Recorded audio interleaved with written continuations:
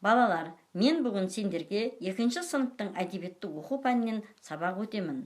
Ал енді балалар, алдымызға әдебиеттік оқулықты алып, 71-ші бетті ашамыз.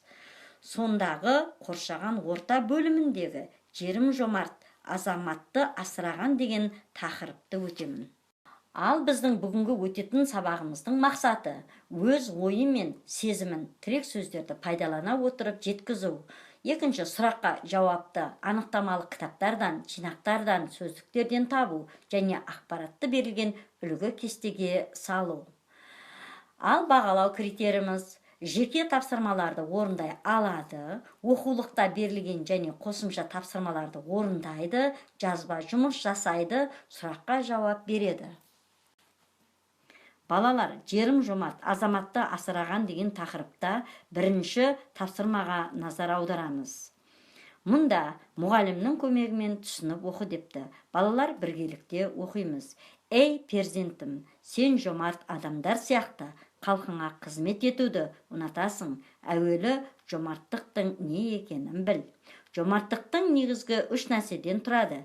Бірі айтқан сөзіңді қалтықсыз орындау, екіншісі туралыққа, әділдікке нұқсан келтірмеу, үшіншісі қайырымдылықты естен шығармау. Ал балалар, мәтіннен не оқыдық? Жомарттықтың не екенін білдік. Жомарттық дегеніміз кең пейілділік, мейірімділік, ақ жүректілік екенін түсіндік. Ал енді балалар, дәптермен жұмыс. Дәптерді алдымызға ашамыз. Екінші тапсырма, түсінгеніңді сызбаға түсір.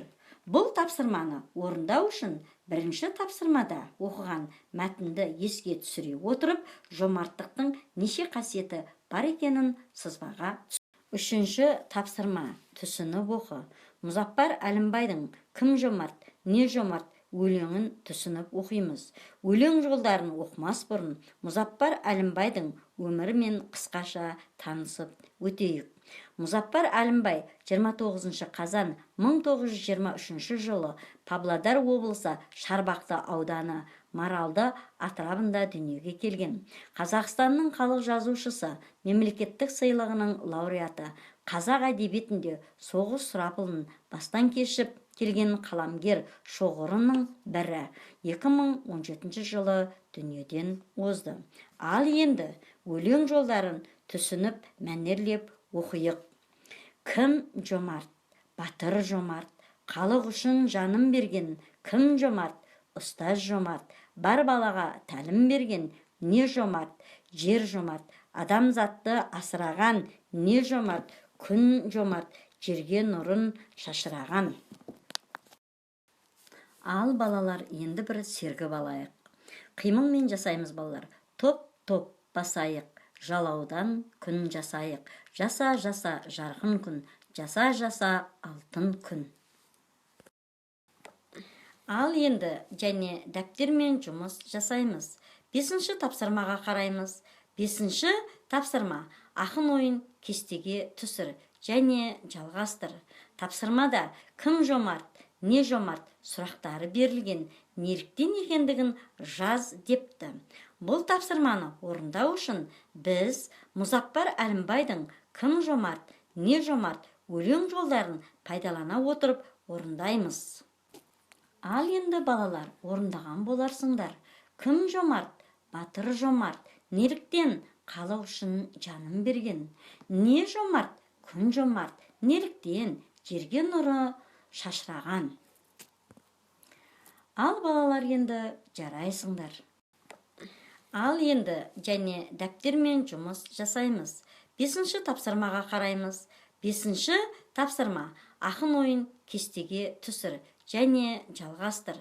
Тапсырмада кім жомарт, не жомарт сұрақтары берілген, неліктен екендігін жаз депті. Бұл тапсырманы орындау үшін біз Мұзаппар Әлімбайдың «Кім жомарт, не жомарт» өлең жолдарын пайдалана отырып орындаймыз. Ал енді балалар, орындаған боларсыңдар. Кім жомарт, батыр жомарт, неліктен халық үшін жанын берген. Не жомарт, күн жомарт, неліктен жерге нұры шашыраған. Ал балалар, енді жарайсыңдар.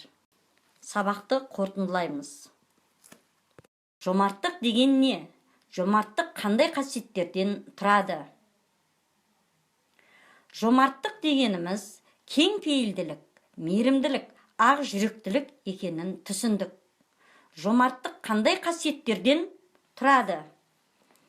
Бірі айтқан сөзіңді қалтықсыз орындау, екіншісі туралыққа, әділдікке нұқсан келтірмеу, үшіншісі қайырымдылықты естен шығармау.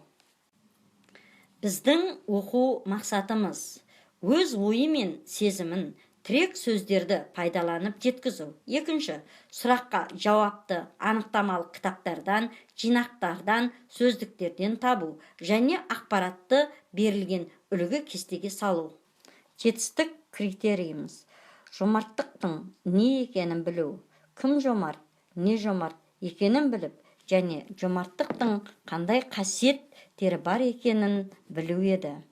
Біз жетістік критерийінде жетістікке жеттік. Үйге тапсырма: Мұзаппар Әлімбайдың өлеңі «Кім жомарт, не жомарт» өлеңін мәнерлеп оқып келу, және де 6-шы тапсырма: төмендегі жолдарда берілген ақын ойын өз бетінше жалғастырып, түсіндіріп айту.